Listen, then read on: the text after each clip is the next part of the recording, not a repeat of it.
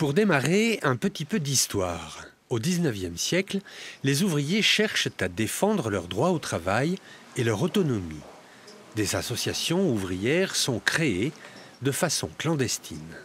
En 1834, c'est la création de la première association de travailleurs sur des bases qui sont encore en vigueur aujourd'hui.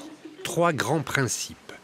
Les membres d'une SCOP ont la double qualité d'associés et de salariés. Et puis, il existe un système démocratique souverain, un associé égale une voix. Cela signifie que chaque associé dispose d'un vote égalitaire dans les décisions, quel que soit le capital détenu. Un exemple, dans une SCOP, les salariés sont forcément contents de leur patron, c'est eux qui l'ont élu. Les bénéfices sont équitablement partagés entre les salariés, les associés et l'entreprise, sous forme de réserve pour les investissements futurs. Cette réserve est impartageable. Explication. Il faut savoir qu'une partie des résultats que font les coopératives, eh bien, on les met en réserve dans l'entreprise pour les investissements futurs.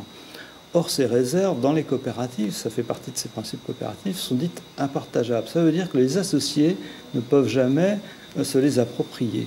Elles restent en fait propriété collective, elles restent impartageables, ce qui peut faciliter effectivement la pérennité des entreprises, puisque jamais les derniers associés ne peuvent, en fin de compte, s'approprier les réserves accumulées par les générations d'associés antérieurs. Les raisons de créer une SCOP sont multiples avec, à la base, des raisons de valeur morale. Une entreprise qui fait confiance à ses salariés a toutes les chances de réussir.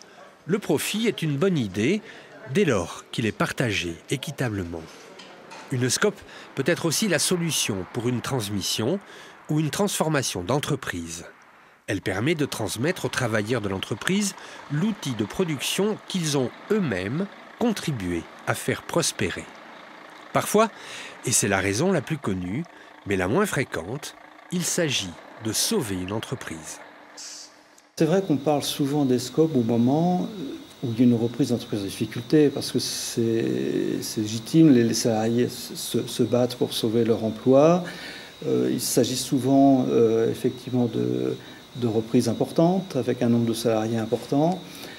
C'est beaucoup plus médiatisé que la transformation ou la transmission d'entreprises ou la création ex nihilo. Or, les reprises d'entreprises en difficulté sous forme SCOP, nous, sur 10 créations, 7 à 10 créations par an, il y en a une par an. On trouve en Poitou-Charentes 40 SCOP dans le secteur du bâtiment, 18 dans l'industrie et 55 dans les sociétés de services. En 20 ans, le nombre de SCOP a doublé, plus de 2000 salariés et autant d'associés, pour un chiffre d'affaires qui frôle les 200 millions d'euros.